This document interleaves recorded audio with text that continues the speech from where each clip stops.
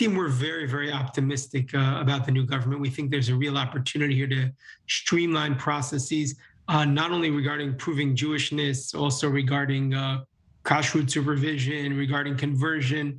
There's really a lot of opportunity. I've been in very intense dialogue over the last 60 days, and even a little prior to that, with major players in the government today, party leadership, et cetera. We're working on legislation and protocols that will streamline these processes, make the processes a lot more respectful and a lot more responsive to the Jewish needs of the Jewish people. That's really what, when I founded ITIM 18 years ago, that's really what I wanted to try to see happen. And I see a lot of opportunity right now. Again, I'm the perpetual optimist. I see a lot of the downside at ITIM. We get something like 5,000 calls a year from people who are stuck in situations where they can't find their mother's or grandmother's or great-grandmother's documentation, or they can't find the birth certificate, or they can't find the rabbi's letter, or they can't convert, or they can't get buried. And each time we try to provide a tailor-made solution for that individual, but we're also working on the systemic level a lot. So I do think there's a lot of opportunity right now.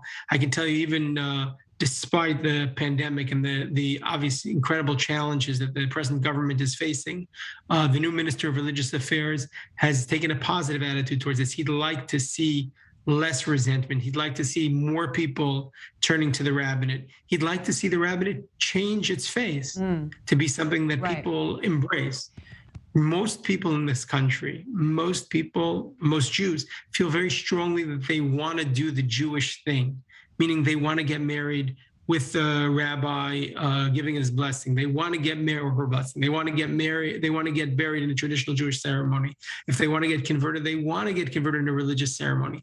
But they feel that the rabbinate to date doesn't provide those services. And the new government provides a window of opportunity, really, to change all that. How long do we have? How long will this government last? That's anybody's guess. It's really, really hard to know. But if the legislation changes, we have right now, that's at least a start. I think, imagine, we'll get another show about this, with you in the near future. But, it's interesting because it is important this kind of progress happens now, because we're seeing all of these prophecies of Isaiah and the ingathering of the exiles. We have the whole B'nai Anusim, the converso community of people identifying Jewish ancestry, but having trouble actually converting because ultra-Orthodox won't allow those conversions. So will that also open up more dialogue, for the future of many people in the Spanish-speaking world that discover this ancestry?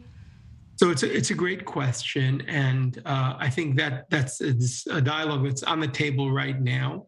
Right now, the main focus of the conversion discussion focuses on the people who already made it back, so to speak. That is the immigrants from the former Soviet Union, people who were persecuted because they were Jewish for 70 or 75 years behind the Iron Curtain, and have made their way back to Israel under the law of return.